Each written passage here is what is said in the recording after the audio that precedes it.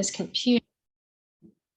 Hello, everyone. Welcome to the fall. We are done with summer 2021. That was it. A couple of warm days and a lot of rain, but we are in the fall, and I love the fall in Canada because it's just beautiful. The colors of the leaves and everything. So I don't mind, actually. Welcome, friends that we have seen forever and that have been with us for years now, and welcome new friends. Thank you for joining us. Probably put on the chat something about you. Would love to know you. We have been starting this Friends from Around the World topic for a while, series for a while, and it is our opportunity to bring friends that we cannot afford to pay their airplane ticket to have here. So I am very happy to bring today Shane, all the way from New Zealand.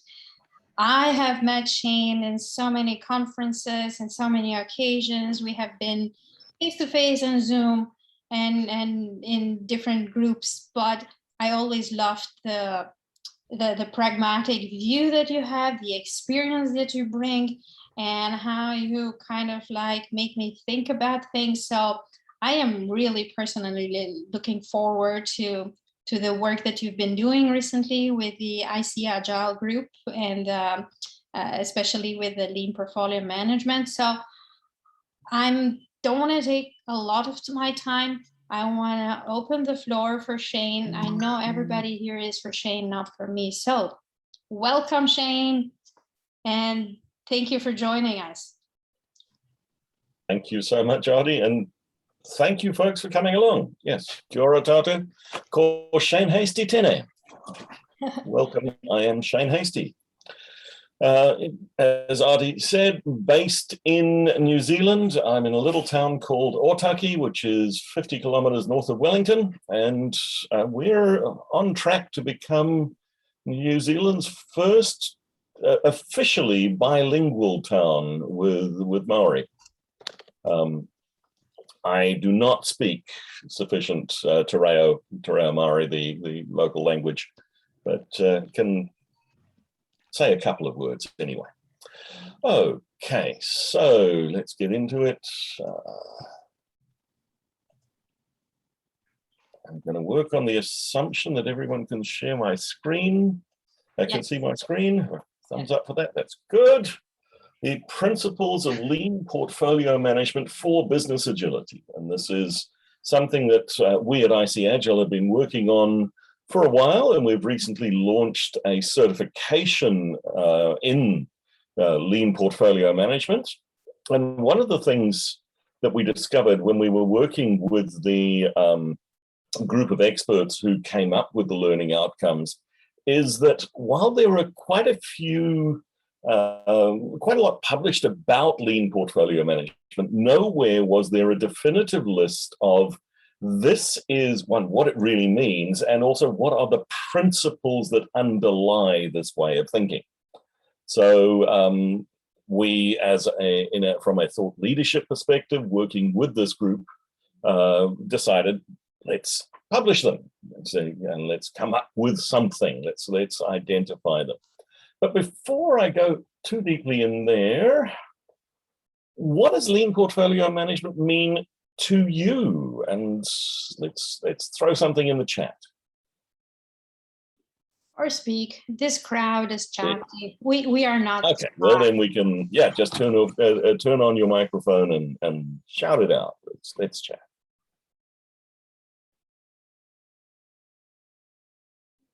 A big part of it for myself is enterprise Kanban. Mm-hmm. Mm-hmm. Why? Ooh. Oh boy, that's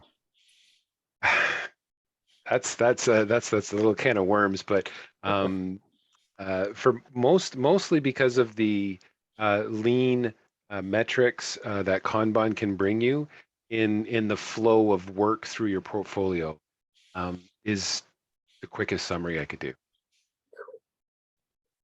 Thanks, Dwayne. Yeah, that's great. just-in-time feedback loops, juggling competing opportunities for resource. That's taking another safe enablement test. I have not. Value streams. Most companies have too much whip at the strategic level. Oh yeah. Mhm.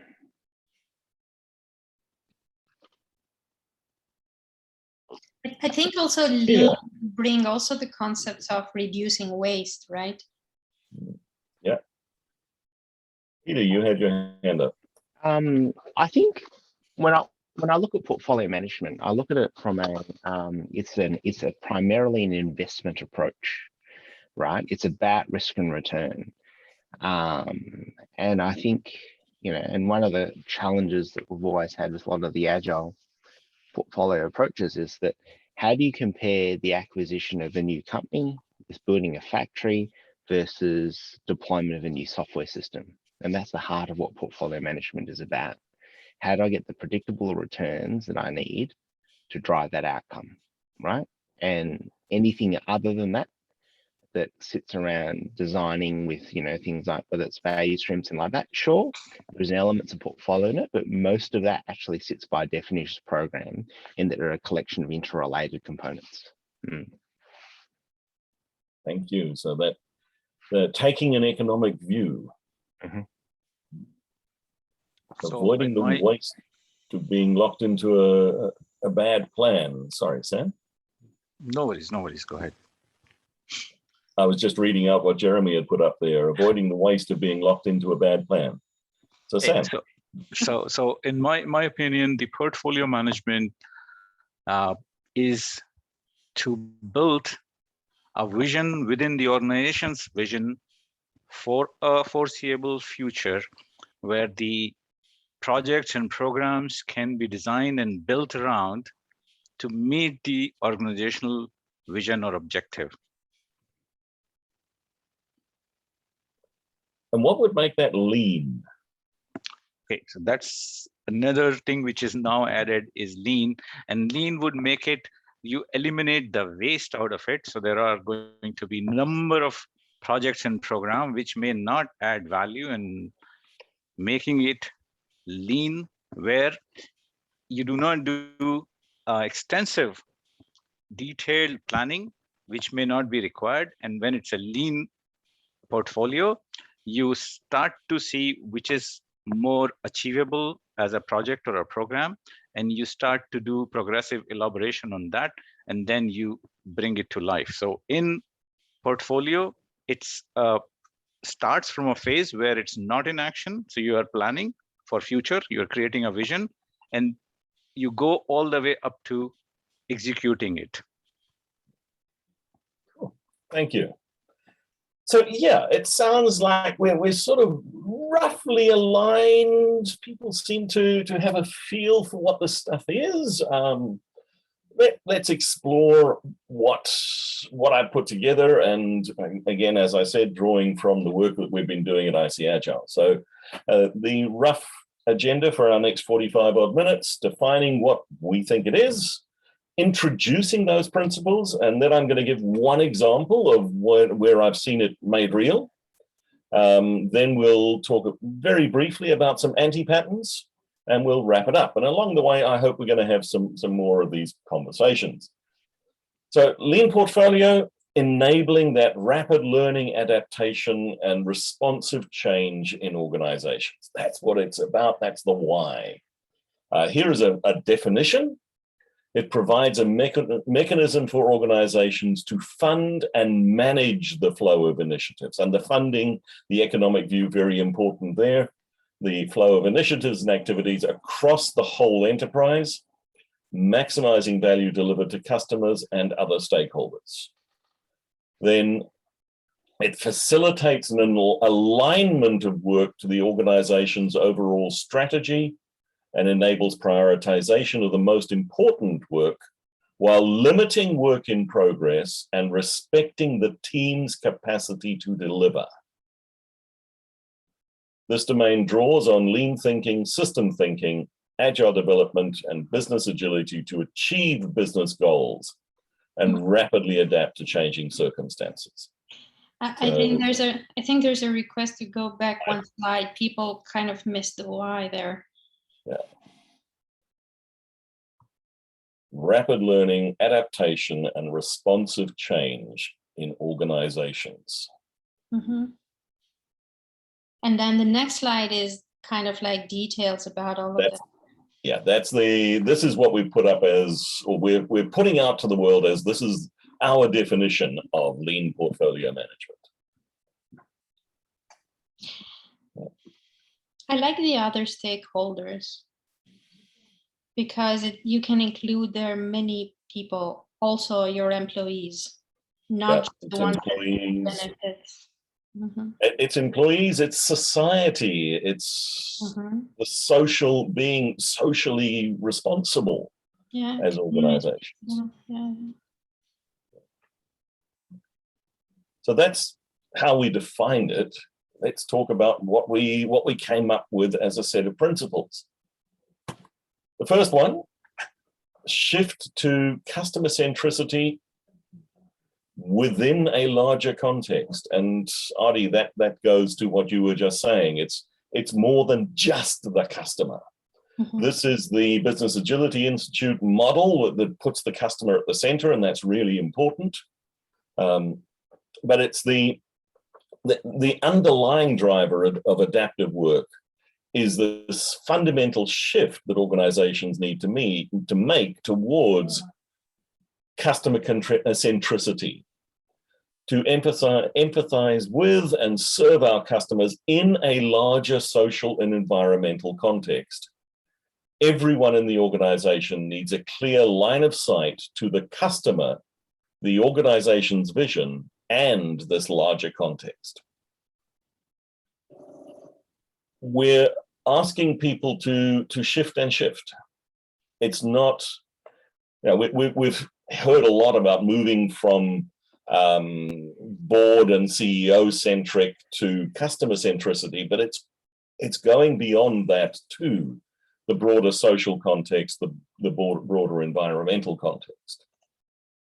The second one, communicate an adaptive strategy with transparency. Today's organization need a strategy that supports their vision or true north to effectively respond to changing environments. We need to know what's guiding us. They must recognize that the path forward is fundamentally unseeable, making feedback, learning, and adaptation core competencies for success in the 21st century. Adaptive strategy embodies the flexible approach and response to changing environments. An effective adaptive strategy is articulated and communicated across the organization to enable local decision-making that aligns with and is constrained by the organization's goals. So it's putting the decision-making authority as close to the endpoint as possible, ideally in the hands of the people who are working directly with our customers, but having that clarity of true north and strategy so that good decisions are made at every level.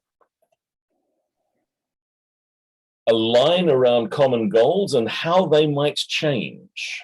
That true north guides strategy, and it needs to be conveyed as a set of business outcomes across different time horizons. The goals are expressed and communicated in clear, measurable terms to make the strategy implementable. Strategy has to be something that people can latch onto and see, this is how we will make it happen. Every area of the organization understands where and how they contribute to that overall mosaic that delivers on business outcomes. Feedback loops ensure that goals and outcomes adapt to meet the evolving needs of the organization, and these changes are communicated transparently and clearly. The deck will be available. I'm happy to share this with you. I'll share it afterwards so you can have it. And there's a white paper that's got a lot more of the text in it as well, which I'll include the link. So Define, prioritize, and deliver business value frequently. Business value has got to be articulated in clear language using agreed upon metrics to make work prioritization clear and straightforward at any level. Depending on the scope of control, work is delivered in the smallest increments possible as frequently as possible to enable rapid feedback, learning, and adaptation. The entire organization is attuned to feedback, listening for both the weak signals and the louder messages. Feedback mechanisms are built into every aspect of delivery and are used to learn and adapt in iterative cycles. Somebody have? Yeah. To go back to the adapted strategy, adjusting strategy that you had on this one, yeah, adaptive strategy. And this slide, the last one that you had there, I think we need to do more than one prioritization. I think it's reprioritize over and over, right? Yeah. Yeah. The prioritization is an ongoing activity. Mm-hmm. This is that frequent learning and feedback, and that can drive change right the way through the portfolio at whatever level.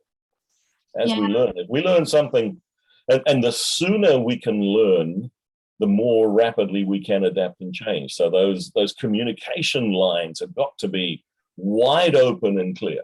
Mm-hmm. I'm calling that out because I'm working now with an organization that it was a new concept for them to hear reprioritization. Yeah, we prioritize once a year. Yeah, and it was like, oh, reprioritization. So that brought a change in the way they looked at the work. Yeah. That's sad. It's so common. It's good. Right, this slide is the shameless self-promotion, even in my book, but structure in value streams. Traditional silo-based organization structures impede the flow of value through handoffs and dependencies. Lean portfolio management is only truly effective when the people responsible for delivering value have end-to-end control of all of the steps in the value stream. This requires completely rethinking the borders and structures of organizations around identifying and delivering value rather than the specializations of skills and competencies. Cross-functional, collaborative, stable teams are responsible for achieving business outcomes and have the skills and knowledge they need to do so. These teams benefit the organization by improving coordination, simplifying communication, and sharing expertise to solve problems. And as I said, shameless self-promotion for the book. Take accountability for outcomes over outputs. Value streams enable teams to take ownership and accountability for delivering value to their customers, supporting organizational outcomes. Outcomes are achieved when work is done that provides value to customers and other stakeholders in the value chain. Value teams are tasked with achieving outcomes and empowered to figure out the best way to achieve them within realistic constraints. Outcomes are the primary focus. Outcomes are measured as steps towards achieving them only. Sorry, outputs, yeah. Optimize flow and reduce waste across the whole system. Systems thinking is a core competency for effective lean portfolio management. It's the big picture understanding of how the different value streams converge to achieve organizational goals and identifying and minimizing dependencies across value streams to enable prioritization and adaptation. Waste should be reduced or eliminated anywhere it occurs in the system. Adaptivity to changing needs and shift in context requires the ability to look across the whole portfolio and shift investments if necessary. This adaptation can happen at any level in the organization, from the backlog for a single product to the selection of value streams needed to achieve the organization's goals. And we're comfortable to make that shift and to keep the flow lean. Shorten planning and funding cycles. Effective lean portfolio management requires shorter funding and planning cycles, moving away from annual planning and long-term funding to quarterly or more frequent planning. Keep the bank open rather than only allocating funds once a year, to allow responsive funding for new opportunities and goals as they emerge. Fund value streams rather than projects, and shift from permission-based governance to empowered decision-making with frequent feedback and value-delivered reporting.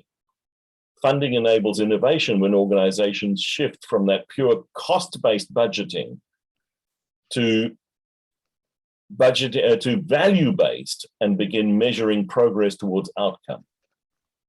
The question of what will it cost and what value will we get is central to this shift. Balance capacity and demand. Limit work in progress at every level in the portfolio. The whole organization has a finite limit to how much can be delivered and how much funding is available in a time frame. The same applies to every value stream. Don't overload the system with a top-down push of work. Implement a pull-based flow where teams pull from a prioritized funnel of work. Ruthless prioritization ensures the highest value is done first. Take an economic viewpoint, maximize value while managing cost. So those are the 9 principles of lean portfolio management, and we have an infographic that's now up on the ICAgile website that you can download and use. And as I said, there is a white paper as well that has got a lot more of that text. So what I'd like to ask is, how did that resonate?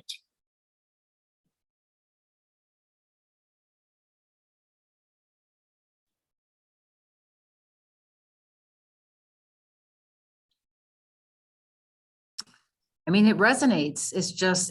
It's all, there are 9 balls, 9 kittens in my brain now trying to like it's makes sense, right? And I can see the pain points in the space where I work. I'll have to prioritize the 9 principles to figure out where I'm going to start. But yeah, this is great. Thank you, Shane. How do we do it? Yeah, Todd has a good question. I mean, I'm going to do a place. Not to shame. I'm sorry, Shane, not to shamelessly plug your book, but that one there, the no projects versus project, that is fundamental. It affects budgeting. It affects the quality of the work. It affects team member engagement, and also customer experience. You know, when you're calling for support, that team has been disbanded. Sorry, we don't do that anymore. So all this, I mean, that one I think is the one that resonated the most. The hashtag no projects. You'll see that on LinkedIn. Cool. Thank you. Yep. That is one of the fundamental shifts organizations need to make. The other part of how do we do it? I'm going to do a shameless plug again. At ICAgile, we have just launched a set of learning outcomes, so there will be training providers shortly offering training courses in how to do it. Ramesh has a comment on Kanban. Ramesh, do you want to explore on that? Or Sorry, munching my dinner as well, as you said. Guilty. Yeah, I see your comment about Kanban principles and with a portfolio lens. So which Kanban principles, any specifics that you saw there? Yeah, they're limiting the WIP, some of the lean ways of reducing waste and so on. Yeah, I like some of those things. What is the smallest thing that we need in place to get there?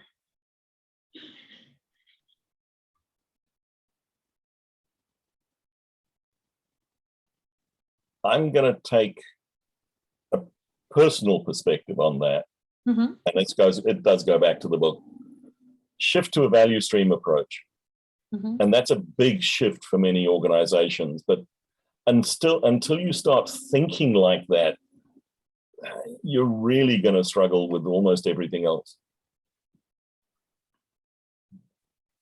Jeremy is making a comment.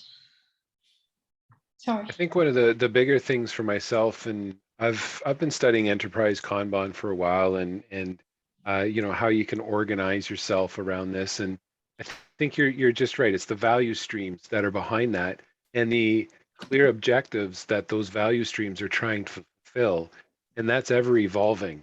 And that's the real big thing for myself, is that ever evolving outcome from the organization or the customer, and how that's ever changing, and that determines the flow through your enterprise Kanban. And that's been a real shift for me lately in the OKRs and how that can guide that whole thing. Jeremy, I think there's a significant overlap with these are good ideas that are emerging in many places at the same time. So I would say this is very complementary to the value stream management stuff that is emerging. Go ahead, Marriott. Hi, well, first of all, thank you so much for that very cool summary of everything related to lean portfolio management. That was like pretty awesome and to the point. I'm gonna say that I 100% agree with your statement around value stream. And I think that's like the main problem. And the reason behind that is because unfortunately, some leaders, they had a hard time letting go a few things, letting go some level of power, because now, number one, identifying working around a value stream will imply that you have to let go some people to join for that moment where the value stream is valid. Let them come together to work. So you're going to lose a little bit of control, that control that you had from the past. That will be number one. And the other piece that I found quite common, I'm going to close my statement with this one, is around the fact that people don't want to.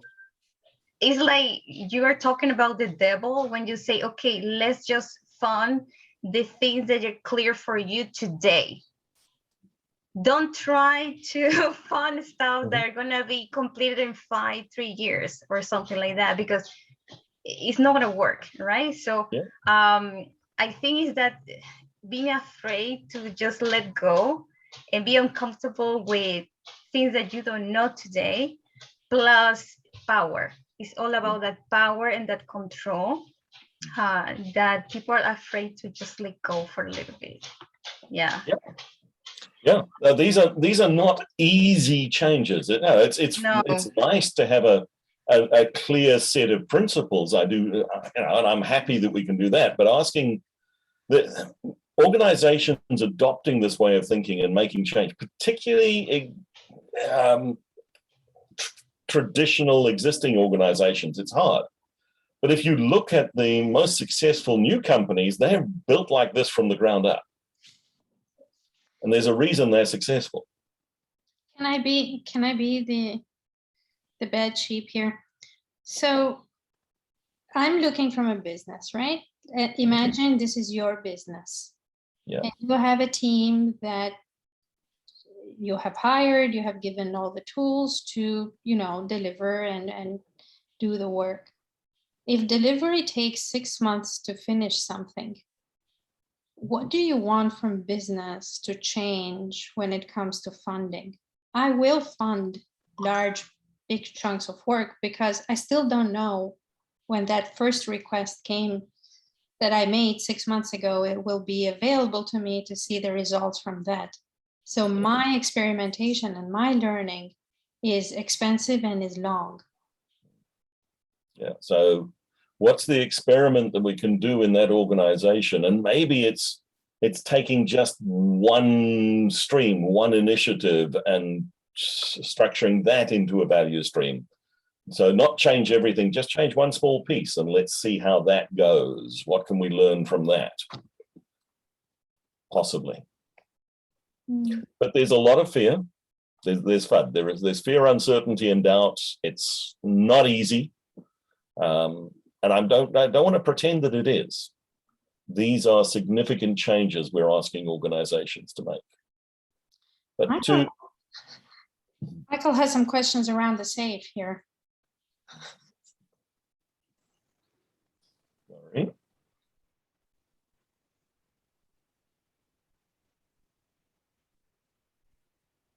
Sorry, Adi, I missed that.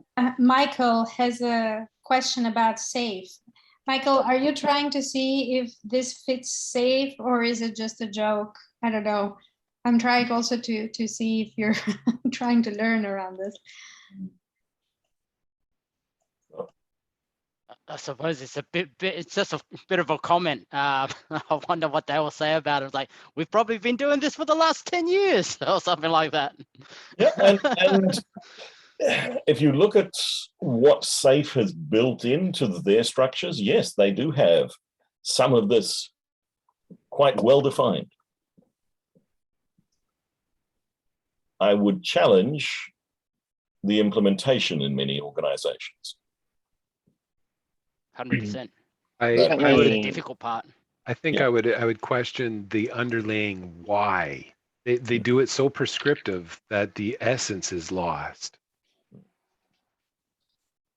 I wouldn't even say that. I would say that if I apply the SAFe model to, and I've had this conversation with a number of them in the past, is that you can't actually apply it outside of technology. Like, it works well for software, brilliantly well, but trying to compare acquiring a company versus investing in an IT system, investing versus diversifying, way to short a job, and all those models actually don't work very well at all. Right, which by definition means it's a program management method or program software method as opposed to anything else. Right. I am going to very carefully not comment about SAFe.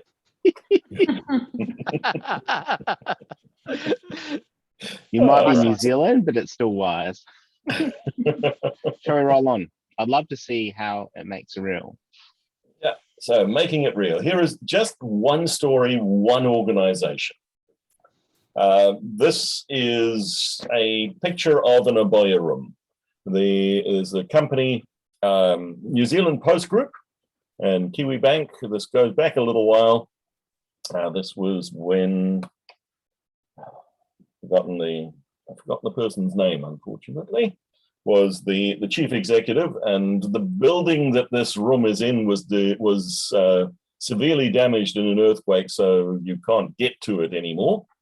But they are in the process of rebuilding it. But this was a little conference room on the top floor that was open all the time, and anybody in the organization was invited to come in and have a look. And around the walls, you've got a number of information radiators. Up here in the top left is the executive group would meet in this room at least once a week, and more frequently if they needed to look at what's happening across the organization as a whole and what do we need to move around. They limited WIP for themselves by never having more than 2 topics. And that's a constraint and part of there. And this image here was very much about the health of the organization. Each of those stripes is a different area, and one of the discussions is, okay, where are we hurting or bleeding? What's happening? How healthy are we? Then you have the different value streams and the work that is being done. Each of these post-its represents an initiative being done, and the color coding did imply different types of work as well. And looking out over, this is a 2-year span. Then over here, the different types of work. So whether it's around, customer networks, diversifying revenue, building organization capability, and so forth. And again, looking forward, here, we're fairly typical Kanban board, whereas this is looking at it as a roadmap. And something that was really powerful when I was talking to them about this is this image here on the back of the door. The protocol for this, for having any conversation in this room, was that if you picked up, there was a topic that people are consciously avoiding, the elephant in the room. Your responsibility as somebody in here is to write it on a Post-it note and stick it on the elephant image. And we will not leave the room until the elephant images, the elephant topics have been tackled. Now, this was a social contract protocol.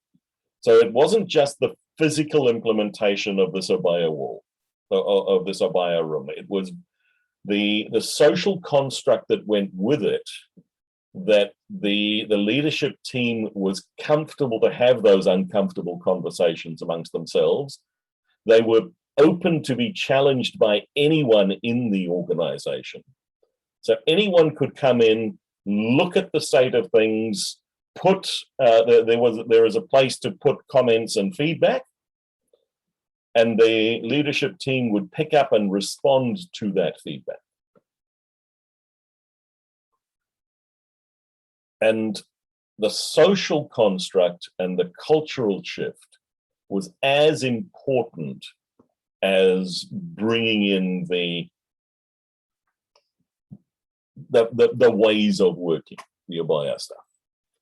So that's just, as I said, one example of one organization where I've seen this work. In our book, this is in fact one of the case studies. What have you seen?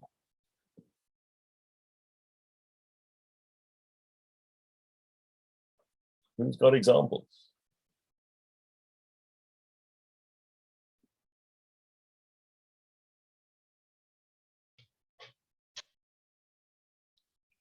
I have to say I like the elephant. I didn't understand initially what it was, but I really like it.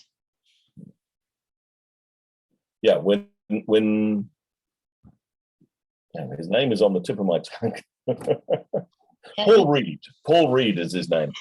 He's the person who brought this into NZ Post. When he explained that, for our case study for the book, it was wow. And he spoke about examples of really tough challenges that people had noticed were not being dealt with, and put an elephant sticker up and they tackled them.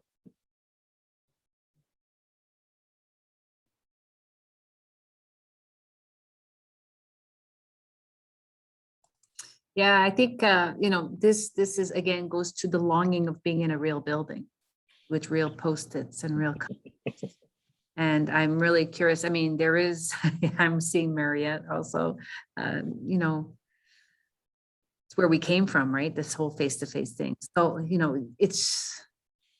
we have a black and white thing that gets sent out on email every week. And it's a Kanban board, a portfolio Kanban board. And it's black and white. And the fact that anybody can walk up.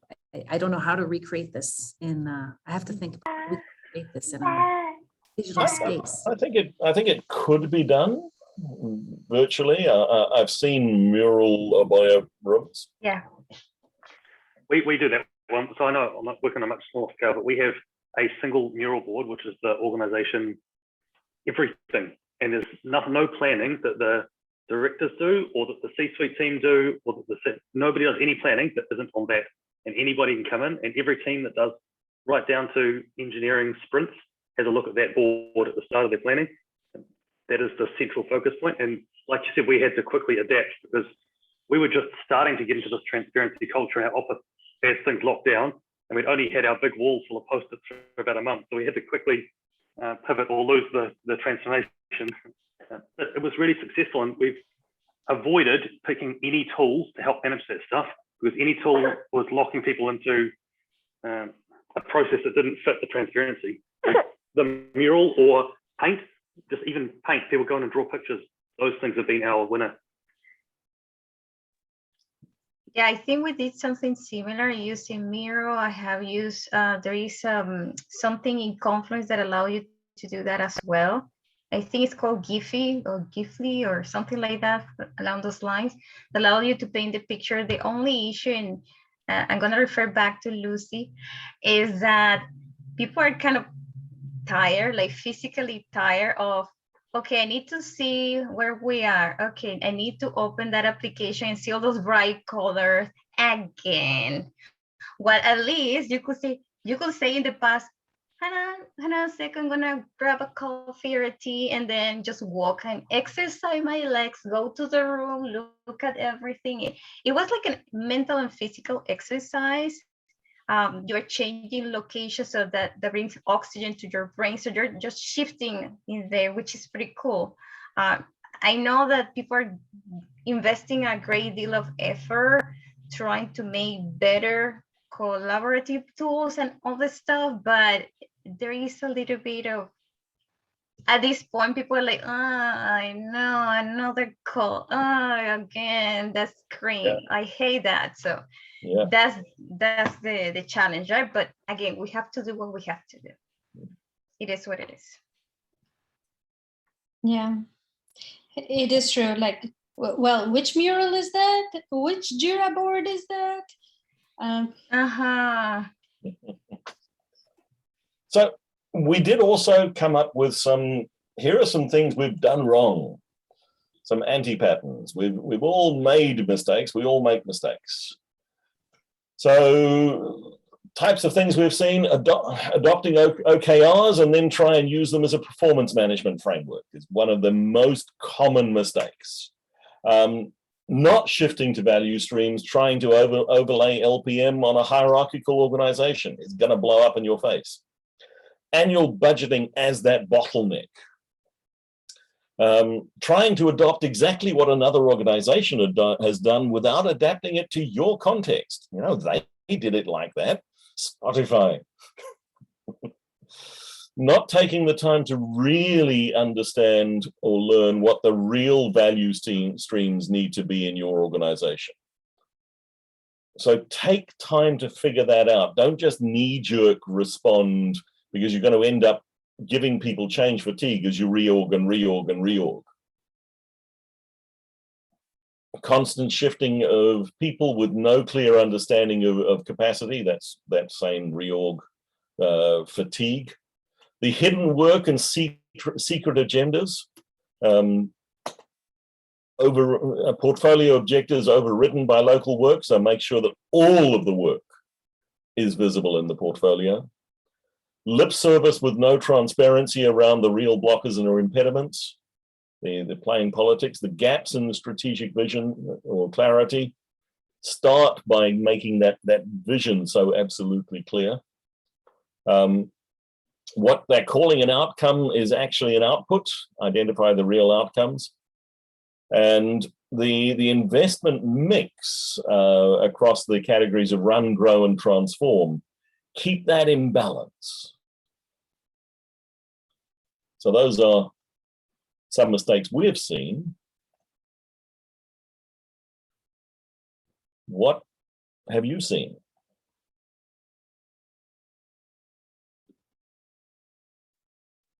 Where to begin? I've seen a lot of well, not lean portfolio management. More if people aren't updating the cards or the information or that Kanban board, things wither and die. And it's really only as good as people keep it as their single source of information.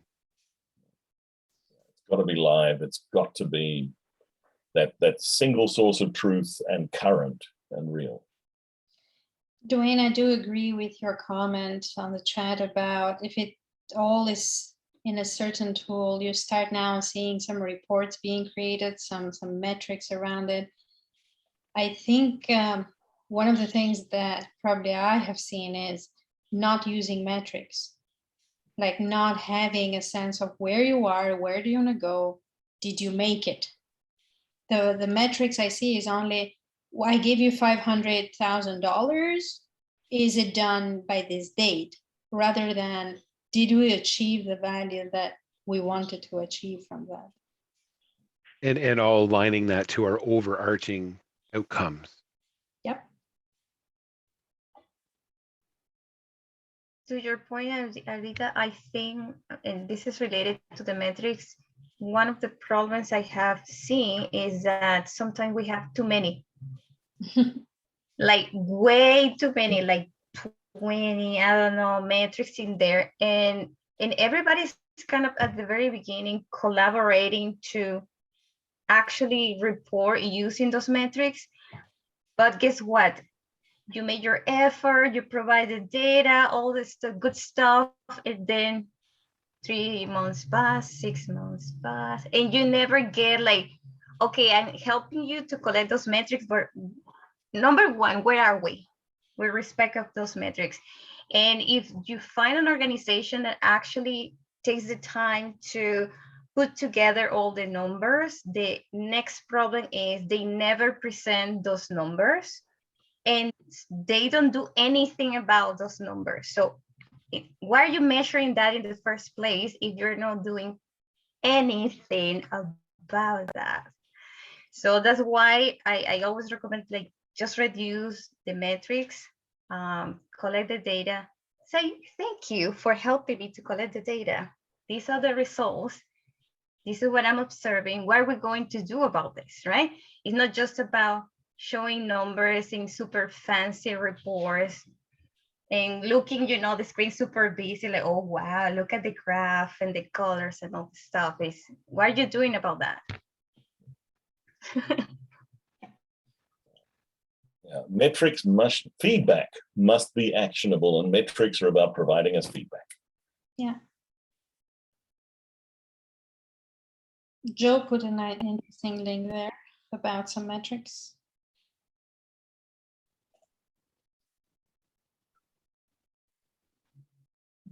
And one more thing about metrics. Sometimes, I don't know if that happened to you guys, but sometimes people, is the organization asking the person, one person, tell me, what will be my metrics? Instead, and again, it's about the organization defining what is important, what they want to monitor, where they want to invest, right? It's not about an external person or somebody else telling you this is what you have to measure for you. So yeah. A couple of pitfalls I've seen, obviously using your portfolio to manage too far down the detail. I guess what would be micromanagement at an HR level, but you make that mistake at your program level as well, or your portfolio level. And trying to map too exactly to the real world. So sometimes just having the overview or the vague direction is enough. And when you try to get exact, you lose your way. Yeah, there is a level of ambiguity that is useful. Can I also add a comment that Lucy made earlier, but I think it's valuable here, even courage. Like, one of the things that I have seen is lack of courage in the higher levels to actually talk about the elephant or actually sit down and align. A lot of problems on the teams are because executives are not aligned. Yeah. And calling that out and having the courage for that is. Yeah, a Scrum Master that I know who was working with a leadership team and helping them become a Scrum team,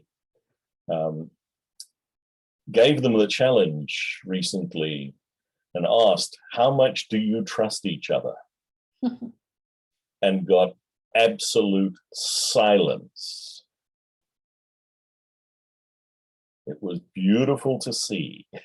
And it opened up an amazing transformational conversation.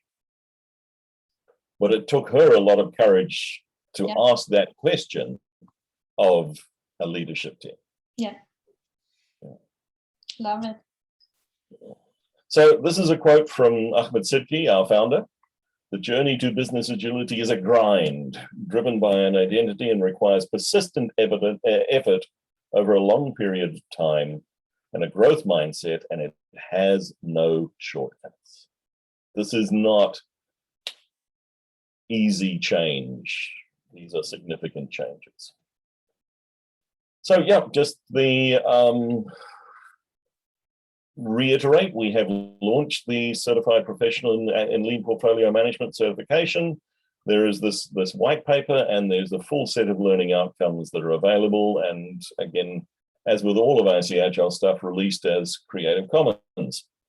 Because our true north is that organizations around the world enable and inspire everyone in them to create a better future for those around them. Our belief is that an organization's journey towards business agility requires shift to an empowered human-centric culture that sparks creativity and innovation. Learning has the power to transform people, and by extension, establish this culture that enables people to create a better future for their customers, employees, and partners, and more. And that's the why for ICAgile. That's our true north. So we've had conversation. We're coming up to the end of our time. So just any feedback, any thoughts? Thank you. More therapy. Someone suggest some therapy here. Yeah. Puppy dog videos, all of that. Well, thank you, Shane. That was really good, and you raised a lot of discussions here, and a lot of you saw also the pain and the benefits of everybody. So that's why we're here to share with each other in the community. Thank you again for joining us. Thank you for sharing this. I will post the recording, but if you have the links, I will post them on our meetup as well. I will send the PDF, which has got all of the links in them. Fantastic. Todd, there will be a video of it fairly shortly. Craig Smith and another Smith, but they're not brothers. I think it's Craig Smith and Jeremy Smith have been doing some great work in the Australian government about government agility. We had a meetup earlier this week in the ICAgile experts group. So when that is, when the video is available, it will go up on there. So have a look out on meetup for the ICAgile experts group, and you will see that video. You said that this is for the Australian government? Yeah, well, they've been doing work in the Australian government and looking at what's been happening with government agility around the world. And they've come up with a really powerful government agility framework and some pointers. They really need it. Well, Canada is not too far off, so we need it too. Bring it over. Yeah. Well, if I can suggest, Adi, you know Craig. Yes. Yeah. Reach out to Craig Smith. They do a great talk on the topic, so it might be something to add to your visitors from afar.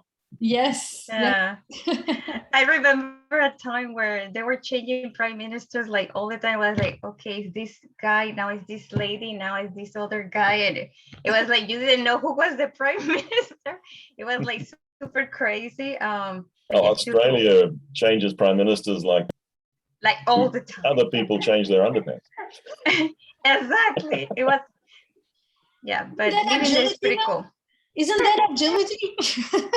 Yeah, no. I don't know. That was really bad politics. Yeah. And I don't want to lose the fact that for the first time we had a baby joining our meetup. Thank you, Jeremy, for bringing the new generation. Baby expert. Yes. Babies rule. Babies and puppies. Bring it. All the time. So bit. Okay. Thank you, Shane. Thank you, everyone. Thank you, Shane. Thank you so much, folks. Have a great rest of the day. Thanks, everyone.